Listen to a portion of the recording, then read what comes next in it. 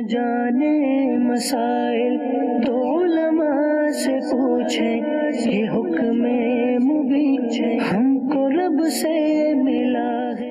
الحمدللہ رب العالمین والصلاة والسلام علی سید المرسلین، اما بعد فاعوذ باللہ من الشیطان الرجیم، بسم اللہ الرحمن الرحیم، الصلاة والسلام علیک یا رسول اللہ وعلی آلک و اصحابک یا حبیب اللہ، الصلاة والسلام علیک یا نبی اللہ وعلی آلک و اصحابک یا نور اللہ۔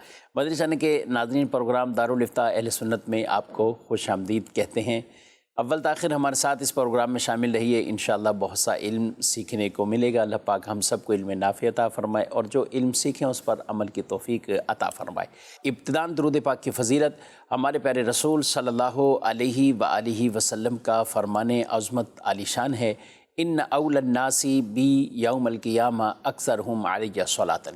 قیامت کے دن میرے قریب ترین وہ ہوگا جو مجھ پر کثرت سے درود پڑھتا ہوگا۔ صلو علی الحبیب صلی اللہ تعالی علی محمد صلی اللہ علیہ وآلہ وسلم، صلاۃ و سلام علیکہ یا سیدی یا رسول اللہ۔ آج کے ہمارے مہمان مفتی جمیل صاحب ہیں، حضرت آپ کو خوش آمدید کہہ رہے ہیں۔ جزاکم اللہ۔ کیسے مزاج گرامی؟ الحمدللہ۔ ماشاءاللہ۔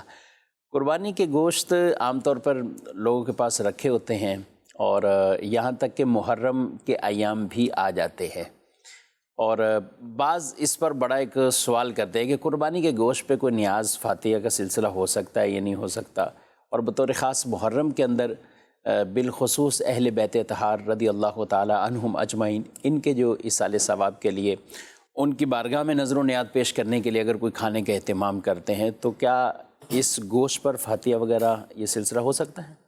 بسم اللہ الرحمن الرحیم۔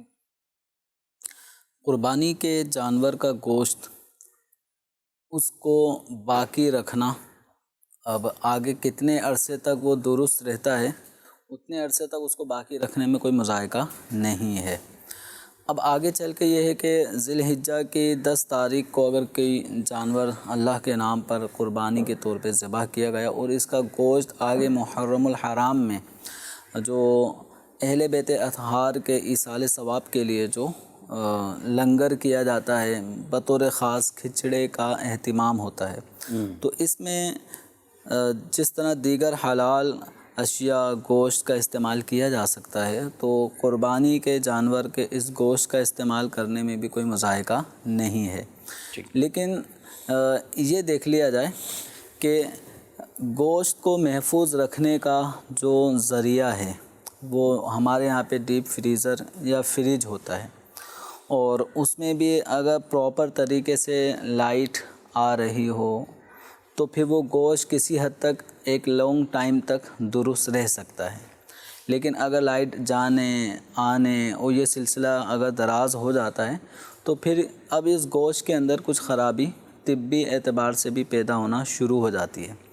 تو یہ صرف نظر و نیاز ہی نہیں، عام حالات میں بھی پھر اس طرح گوشت کو بہت لمبے ٹائم تک ڈیپ فریزر وغیرہ میں رکھ کر محفوظ رکھنے کی یہ جو صورت ہوتی ہے، یہ میڈیکلی طور پہ پھر مضر صحت بھی کبھی کبھی ہو جاتی ہے۔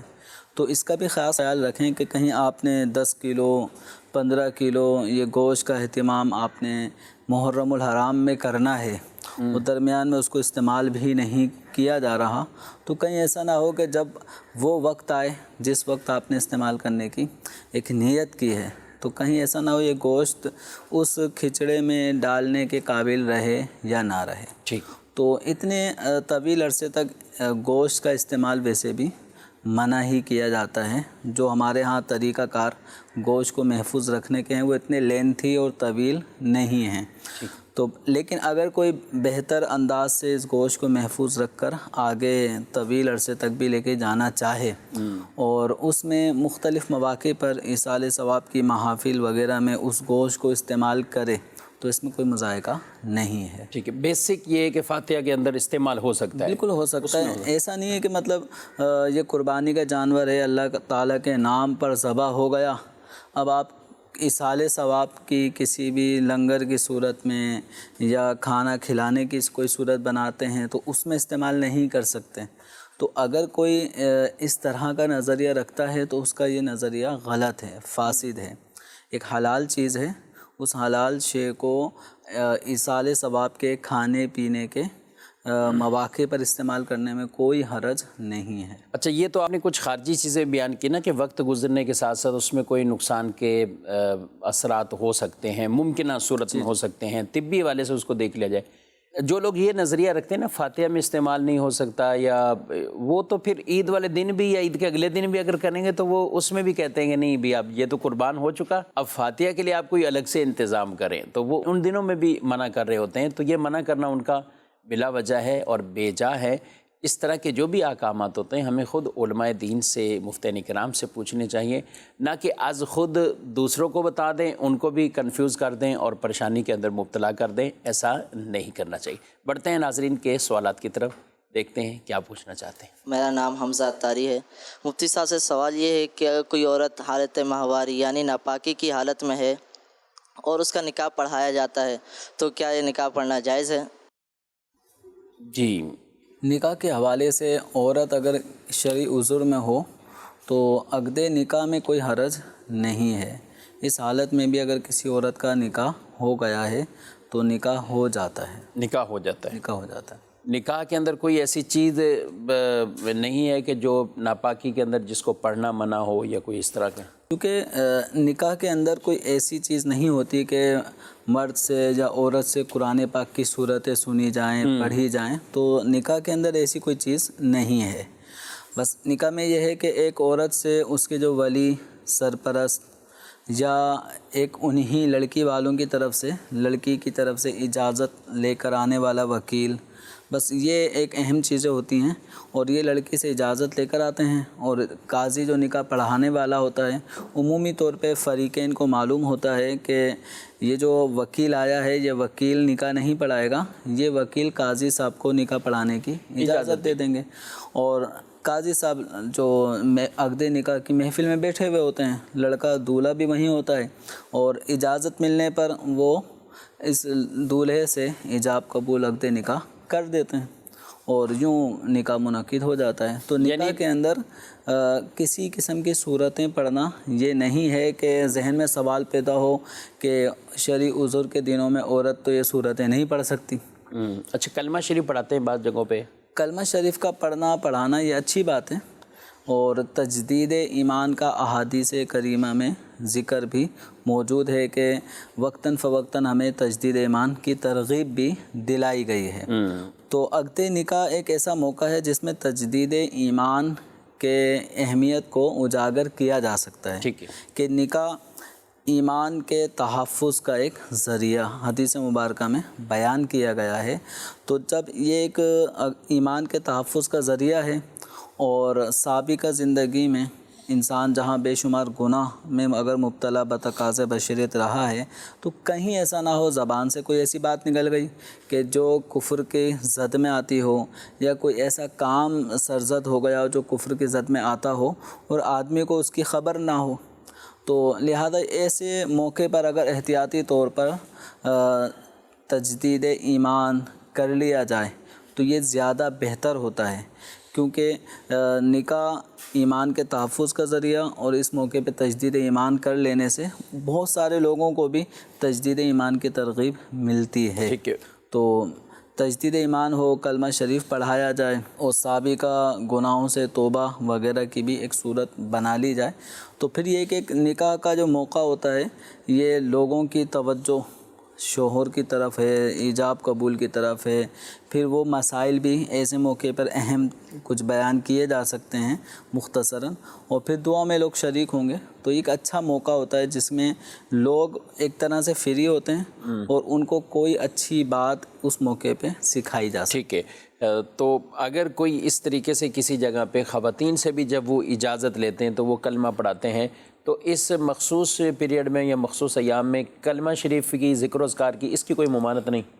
بالکل، کلمہ شریف پڑھنا یا تسبیح، ذکر و اذکار، دیگر سبحان اللہ، الحمدللہ، یہ کلمات کہنا عورت کے لیے اس حالت میں بھی بلا شبہ جائز ہے، بلکہ عورتوں کو ترغیب ہے کہ ان حالات میں بھی باوضو ہو کر مصلی پر بیٹھ کر اور باقاعدہ ذکر و اذکار اور دعا میں مصروف رہیں۔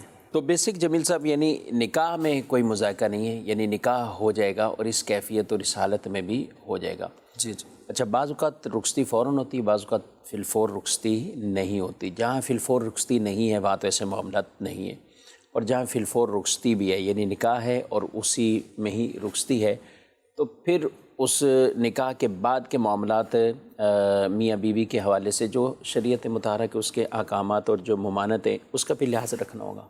بالکل. جو اللہ تبارک و تعالیٰ نے قرآن پاک میں ارشاد فرمایا کہ عورتیں جب ان آزار سے ہوں، شرعی آزار سے، تو ان عورتوں کے قریب نہ جاؤ.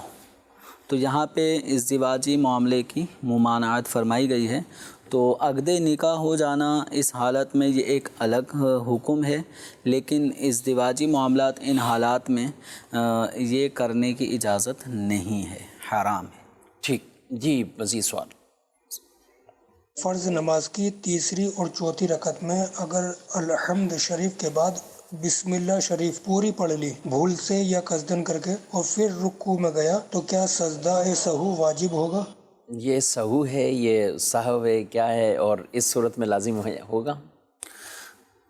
خاص یہ جو انہوں نے سوال کیا ہے کہ فرض کی تیسری اور چوتھی رکعت کے اندر سورہ فاتحہ پڑھ لی، پھر بسم اللہ بھی پڑھ لی. اب بسم اللہ پڑھنے کے بعد آگے انہوں نے صورت ملائی یا نہیں ملائی؟ بعض اوقات ملا لیتے ہیں، بعض اوقات ترک کر دیتے ہیں، اس لیے کہ بھئی جیسے یہ سمجھ رہے ہیں کہ بسم اللہ ہی میں نے غلطی سے پڑھ لی ہے تو کیا ہوگا؟ مطلب بسم اللہ پڑھنے کے بعد آگے صورت ملائیں یا نہ ملائیں، ٹھیک، دونوں ہی صورتوں میں سجدہ سہو لازم نہیں ہے. نہیں ہے. بلکہ اگر اکیلے نماز پڑھ رہے ہیں تو ترغیب اس بات کی ہے کہ سورہ فاتحہ کے بعد تیسری اور چوتھی رکعت میں بھی کوئی نہ کوئی صورت کو پڑھا جائے اگر اکیلے نماز پڑھ رہے ہیں.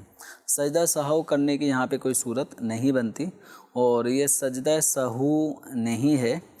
سین کے اوپر زبر ہے اور ہا ساکن ہے اور واو ساکن ہے. سہو، سجدہ سہو، یہ اس کو یوں پڑھا جائے گا، سجدہ سہو نہیں کہیں گے. بعد ہمارے کالر ہوتے ہیں، سائلین ہوتے ہیں، تو سجدہ سہواں بولتے ہیں. یہ بالخصوص پنجاب سے اگر کوئی سوال آتا ہے یا پتہ نہیں ہوتا عام طور پہ. اچھا، سہون بھی جو کتاب میں لکھا ہوتا ہے نا تو سہون لکھا ہوتا ہے، خطان قصدن سہون، تو اس کو عام پڑھنے والا سہوا پڑھ رہا تھا، تو سجدہ سہوا.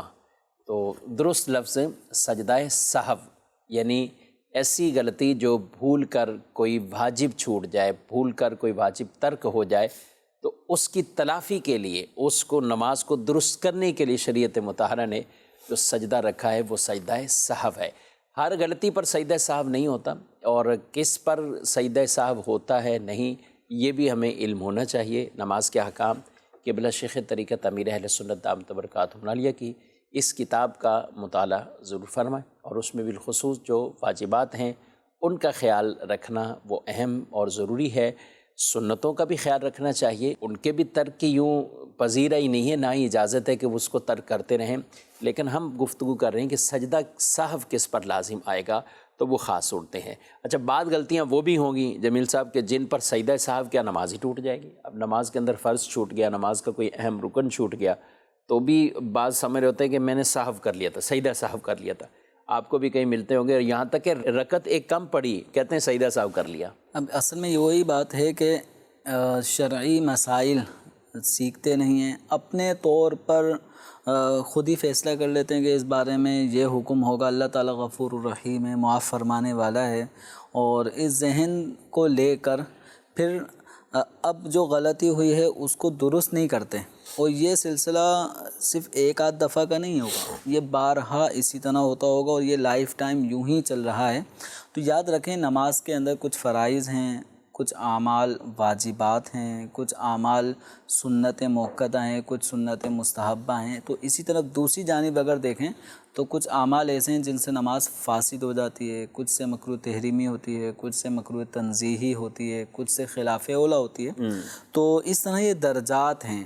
تو فرض چھٹنے سے نماز نہیں ہوگی نہیں، چاہے سجدہ صاحب. اب سجدہ سہو کرنا بھی کفایت نہیں کرے گا، اب اس نماز کو درست طریقے سے دوبارہ ہی پڑھنا ہے. ٹھیک ہے. اور ایک ہے واجب، تو واجب اگر جان بوجھ کے کوئی چھوڑتا ہے تو سجدہ سہو وہاں پر کفایت نہیں کرے گا، کیونکہ اس سجدے کے ساتھ لفظ استعمال ہو رہا ہے سہو. سجدہ سہو یعنی بھول چوک ہو جانے کی صورت میں جو نماز میں واجب چھوٹا ہے بھولے سے، تو اس سے جو نقص آیا اس کو دور کرنے کے لیے یہ سجدہ کفایت کر لیتا ہے۔ تو اب جو قصداً واجبات چھوڑے تو یہ سجدہ قصد نہیں ہے کہ قصداً کوئی واجب چھوڑیں اور آخر میں 2 سجدے کر لیں نماز درست ہو جائے گی، ایسا نہیں ہے۔ اگر کوئی قصداً واجبات چھوڑے گا نماز کے تو اس نماز کو دوبارہ سے اس کو پڑھنا واجب ہوگا، اس کا اعادہ واجب ہوگا۔ وہ بھولے سے کوئی واجب چھوٹا ہے تو پھر سجدہ سہو آخر میں کر لیا جائے تاکہ وہ واجب کی کمی وہ پوری ہو جائے گی۔ ٹھیک ہے۔ اور اگر سنت موقدہ یا غیر موقدہ ترک ہوئی ہے تو اس سے سجدہ سہو لازم نہیں ہوتا، یا کسی مکروہ تنزیہی کا ارتکاب کیا ہے تو اس سے سجدہ سہو لازم نہیں ہوتا۔ بعض صورتیں ایسی ہیں کہ جس میں بعض اعمال واجب ہوتے ہیں، ان واجبات کا ترک وہ مکروہ تحریمی بن جاتا ہے، تو وہ ایک الگ ہے۔ صحیح۔ لیکن بعض اعمال ایسے ہیں کہ جو ہیں ہی مکروہ تحریمی، ان سے سجدہ سہو لازم نہیں ہوگا، مطلب سجدہ سہو کرنے سے وہ معاملہ حل نہیں ہوگا، وہ مکروہ تحریمی ہے۔ اور مکروہ تحریمی نماز کا حکم کتب فقہ میں بیان کیا گیا، کلو صلاۃ ادیت مع کراہت التحریم تجب اعادتها۔ تو عمومی طور پہ قاعدہ یہی ہے کہ جس نماز کو مکروہ تحریمی افعال کے ساتھ پڑھا گیا ہو اس نماز کا اعادہ واجب ہے، اور جو مکروہ تنزیہی افعال اگر نماز میں ہو گئے تو اس کا اعادہ مستحب ہے۔ تو یہ ہے کہ امیر اہل سنت دامت برکاتہم العالیہ کی جو کتاب نماز کے احکام آپ نے ذکر کی، اس کتاب کو اگر واقعتاً سمجھ کے پڑھ لیں، ایک کم از کم یہ کہ اکیلے بھی اس کا مطالعہ کر لینے سے کسی حد تک ہم یہ کہہ سکتے ہیں کہ نماز کے آپ کو کافی حد تک مسائل پتہ چلیں گے، لیکن کچھ مسائل یقینی طور پہ ایسے ضرور ہیں کہ جنہیں آپ کو سیکھنا پڑے گا اور علماء سے رہنمائی لینی پڑے گی، دارالفتہ اہل سنت کا بھی رجوع کرنا پڑے گا، بالمشافہ آ جائیں، رابطہ کر کے ان مسائل کو اچھی طرح سمجھ سکتے ہیں۔ ٹھیک ہے، مزید سوال۔ حضور میرا مفتی صاحب سے سوال ہے کہ مسجد کا چندہ وہ ہوتا ہے میرے پاس، اکثر لوگ مجھے کہتے ہیں جی اس سے چینج دے دیں، تو اس کے لیے شرعی حکم کیا ہے، میں چینج دے سکتا ہوں کہ نہیں؟ ٹھیک ہے، انہوں نے چینج کا پوچھا ہے، چلیں چینج کا پہلے آپ بتا دیں، اور مجھے اس کے بعد آگے کا بھی پوچھنا ہے، کیونکہ عام طور پہ لوگوں کے پاس رکھا ہوتا ہے تو بھئی رکھا ہے آپ کے پاس، آپ کو تو بھی استعمال کی ضرورت نہیں ہے، تو 1 مہینے کے لیے ہمیں دے دیں، جب مسجد کو ضرورت ہوگی ہم آپ کو دے دیں گے، تو وہ پھر قرض میں چلا گیا۔ پہلے چینج کا بتا دیں کیا کہتے ہیں۔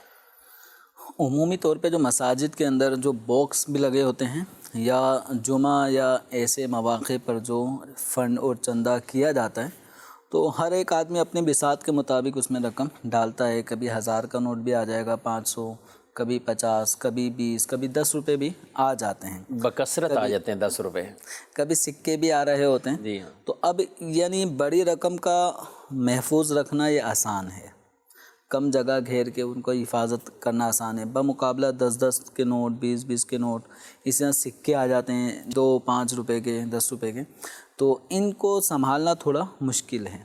تو ہمارے یہاں اس بات پہ عرف جاری ہے کہ مساجد کا جو عام یہ چندہ ہوتا ہے، اس چندے میں اس طرح عام چھوٹی رقمیں جب آ جاتی ہیں 10، 20 روپے، 50 روپے، 100 روپے، تو ان کو بڑے نوٹ میں تبدیل کیا جا سکتا ہے۔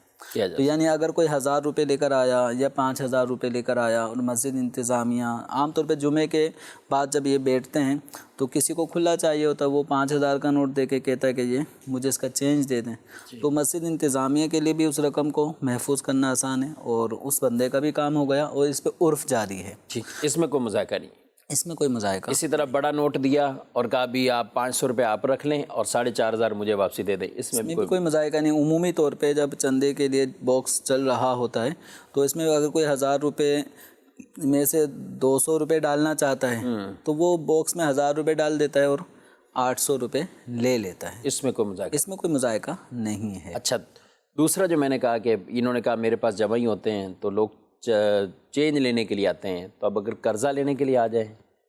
اچھا، اب یہ جو مسجد کا جو مال ہے یہ وقف کے حکم میں ہوتا ہے۔ اب ان چیزوں کو، ان چندوں کو جس مقصد کے لیے اکٹھا کیا گیا ہے یا لوگوں نے جس مقصد کے لیے دیا ہے، اس کے علاوہ اس کو استعمال نہیں کر سکتے، تو خود مسجد انتظامیہ کے کسی فرد کے لیے بھی یہ جائز نہیں ہے کہ خزانچی کے پاس آ کر کہے کہ مجھے 50,000 کی ضرورت ہے، مسجد کے اندر تو 5-6 لاکھ روپے کا بیلنس رکھا ہوا ہے، تو ابھی 50,000 روپے مجھے دے دیں، دستی ضرورت ہے، میں آپ کو مہینہ پورا ہونے پر دے دوں گا۔ تو اس طرح مسجد کا فنڈ بطور قرض نہ مسجد انتظامیہ کے کسی فرد کو دے سکتے ہیں، نہ کسی اجنبی شخص کو مسجد کا یہ اماؤنٹ بطور قرض دیا جا سکتا ہے، اور خود خزانچی صاحب بھی یہ نہیں کر سکتے کہ اگلے مہینے جب میری تنخواہ آئے گی تو میں یہ 20,000 روپے ابھی نکال رہا ہوں اور 20,000 روپے تنخواہ آنے پر واپسی ڈال دوں گا۔ تو یہ مسجد انتظامیہ کے خزانچی جن کے پاس یہ مسجد کا فنڈ ہوتا ہے، کمیٹی کے اراکین وغیرہ، ان کے لیے بھی اس بات کی اجازت نہیں ہے کہ وہ مسجد کا فنڈ خود بطور قرضہ لیں یا کسی کو بطور قرضہ دیں۔ ٹھیک ہے۔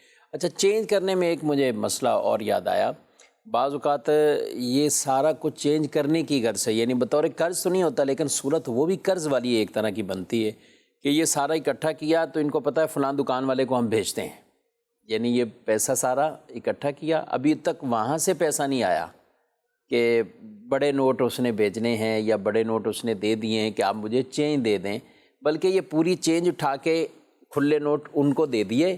اب وہ کہہ رہے ہیں ہاں ٹھیک ہے بھئی ہم دے دیں گے، 10 دن بعد لے لینا، بعد میں لینا، 15 دن بعد لے لینا، یا ہم نے نوٹ کر لیے آپ کو دے دیں گے، تو یہ صورت ہوگی چینج کے لیے درست؟ دیکھیں، یہ صورت بھی ایک طرح کی قرض کے زمرے میں آ رہی ہے کہ یہ رقم ہم آپ کو دے رہے ہیں، مثلا یہ 15,000 روپے کے چھوٹے نوٹ ہیں، 10, 20, 50 والے، اور ہم آپ کو یہ نوٹ دے رہے ہیں، آپ کل پرسوں ہمیں اس کے بڑے نوٹ بنا کر دے دیجئے گا۔ تو اس طرح بھی اس کی اجازت نہیں ہوگی، یہ ہینڈ ٹو ہینڈ یہ معاملات کرنے ہوں گے، یعنی اگر کسی کو بڑے نوٹ سے چینج کرانا ہے تو وہ اس کو چھوٹے نوٹ یہ ریزگاریاں یہ دے دی جائیں اور وہ بڑا نوٹ اس کے اگینسٹ فوری طور پر دے دیں۔ تو یہ تبادلہ ایک ہی مجلس کے اندر ایک ہی موقع پر ہونا چاہیے، اس کے اندر ادھار کا معاملہ نہ ہو۔ ٹھیک ہے۔ ناظرین کرام، بعض اوقات یہ غلطی ہم کر رہے ہوتے ہیں یا ہمارے معاشرے میں ایسی غلطیاں ہو رہی ہوتی ہیں۔ جمیل صاحب، ایک غلطی تو وہ ہوتی ہے جس کو قصداً کہ خیانت کے زمرے میں آئے، ایک غلطی وہ ہوتی ہے کہ جس کے اندر کوئی خیانت میں نہیں ہے، کوئی کسی طرح کے نہیں ہے، لیکن علم نہ ہونے کی وجہ سے آدمی گناہ میں پڑ رہا ہوتا ہے، یعنی اس کا اب یہ بظاہر اس میں کوئی خیانت نہیں ہے کہ کوئی کہے کہ میں یہ چینج کروانے کے لیے جا رہا ہوں یا اس کو میں نے دے دیے اور وہ ابھی پیسے نہیں دے رہا، اس کا بھی ارادہ یہی ہے کہ پیسے اس نے ادا کرنے، لیکن علم کی کمی ہے تو یہاں یہ گناہ والا معاملہ ہو جائے گا، کیونکہ مسجد کا پیسہ آپ اس طرح کسی اجنبی کو یا کمیٹی کے اراکین کو بھی یا کسی کو باہر آپ بزنس یا کاروبار کے طور پر یا قرض کے طور پر ہرگز نہیں دے سکتے۔ اس کا خیال رکھنا بہت اہم اور ضروری ہے۔ جی، مزید سوالات؟ مجھے ایک مسئلہ پوچھنا تھا مفتی صاحب سے کہ میرے پاس پچھلے سال 2 لاکھ روپے موجود تھے اور اس سال مزید اور 2 لاکھ روپے آنے ہیں۔ مفتی صاحب سے یہ عرض ہے کہ مجھے کائنڈلی بتا دیں کہ میں جو زکوٰۃ ادا کروں گا پچھلے 2 لاکھ کے ادا کروں گا یا ابھی جو دوبارہ 2 لاکھ روپے آ رہے ہیں ملا کے 4 لاکھ کے ادا کروں گا؟ ٹھیک ہے۔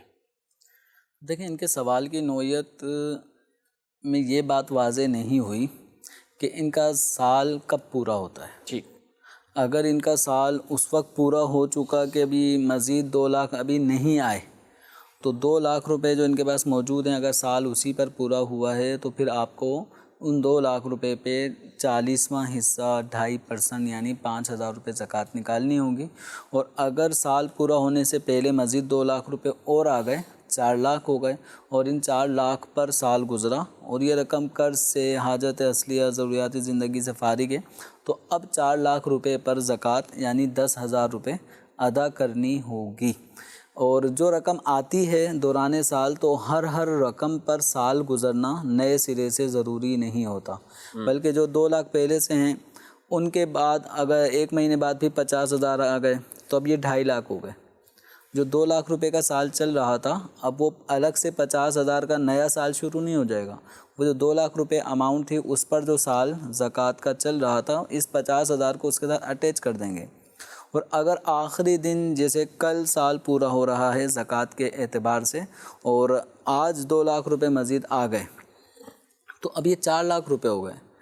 اب اس نئے 2 لاکھ روپے کے لیے نیا سال شروع نہیں ہوگا، بلکہ پچھلے 2 لاکھ روپے پر جو زکوٰۃ کا سال اختتام پذیر ہونا تھا، ان 2 لاکھ روپے پر بھی گویا سال گزر گئے، یہ اس کے تابع ہو جائیں گے، ان کے ساتھ ملا دیے جائیں گے۔ تو اس اعتبار سے اگر سال پورا ہونے سے پہلے رقم آ جاتی ہے اور سال گزرنے پر یہ 4 لاکھ اماؤنٹ بنتی ہے تو بھی 4 لاکھ روپے کی زکوٰۃ ادا کرنی ہوگی۔ ٹھیک ہے، اچھا یہ بھی انہوں نے وضاحت نہیں کہ یہ 2 لاکھ روپے جو آ رہے ہیں اور یہ بعض اوقات بی سی آ رہی ہوتی ہے، ٹھیک ہے، اب بی سی آ رہی ہے یا کمیٹی نکلی ہوئی آ رہی ہے یا خود ہی انہی کا پیسہ کہیں تھا اور وہ آ رہا ہے، اس کے مطابق بھی کوئی فرق پڑے گا مثلا مثال میں؟ فرق ان معنوں میں پڑ سکتا ہے، جیسے اگر انہوں نے کمیٹی ڈالی ہے، 2 لاکھ روپے تو ان کے پاس موجود ہیں اور کمیٹی ڈالی ہے اور 1 لاکھ روپے جتنی اماؤنٹ جمع کرا چکے تھے، صحیح ہے، اور اب ان کا نمبر آ گیا، کمیٹی کھل گئی، بی سی کھل گئی، تو اب ان کو 2 لاکھ روپے مل گئے۔ صحیح۔ اب دراصل ان کی جتنی جمع شدہ رقم تھی وہ ان کو واپس ریکور ہو گئی، وہ تو ان کی اپنی ہو گئی، یعنی 3 لاکھ روپے ہو گئے ان کے اپنے ذاتی، اور کمیٹی کھلنے کی وجہ سے ان کو چونکہ 2 لاکھ روپے ملے تو 1 لاکھ روپے اضافی جو ان کے پاس آئے یہ ان کے اوپر ہو گئے قرضہ۔ ٹھیک، اور زکوٰۃ کے اندر قرض والی رقم کو مائنس کیا جاتا ہے، تو اس اعتبار سے اگر ہم جو فرض کر رہے ہیں کہ 1 لاکھ روپے انہیں اضافی مل گئے جو ان کو آگے قسط وار ادا کرتے رہنا ہے ہر مہینے، تو وہ قرض والی رقم کو مائنس کر کے یعنی اب 3 لاکھ روپے پر ان کو زکوٰۃ نکالنی ہے، 1 لاکھ روپے ان کے اوپر بطور قرضہ لاگو ہو گیا، ٹھیک، قرض پہ زکوٰۃ نہیں ہوتی۔ صحیح، ٹھیک ہے۔ اور یہ بھی سوال اچھا سوال ان کا اس طور پر جمیل صاحب کہ بعض لوگ یہ 2 لاکھ تو پچھلے سال سے چلتا ہوا آ رہا ہے تو وہ اسی کو ہی سامنے رکھیں گے، وہ 2 لاکھ تو ابھی آیا ہے 10 دن ہوئے پہلے، تو یہ بہت اہم بات ہے کہ ہر آدمی کو اپنا سال وہ متعین رکھنا چاہیے اور وہ دن متعین زکوٰۃ کے حوالے سے، تاکہ آپ کو پتہ لگ سکے کہ آپ کا سال کب مکمل ہو رہا ہے، کیونکہ سال مکمل ہونے سے 2 دن پہلے بھی آپ کے پاس نئے پیسے آ گئے، 10 دن پہلے بھی آ گئے تو وہ اسی پچھلے سال میں ہی شمار ہوں گے۔ ہاں، سال مکمل ہونے کے بعد اگر کوئی پیمنٹ آپ کو آنی ہے تو ٹھیک ہے، وہ اگلا نیکسٹ ایئر اس پر شمار کیا جائے گا، تو ان چیزوں کا بھی خیال رکھنا بہت اہم ضروری ہے۔ مزید سوالات؟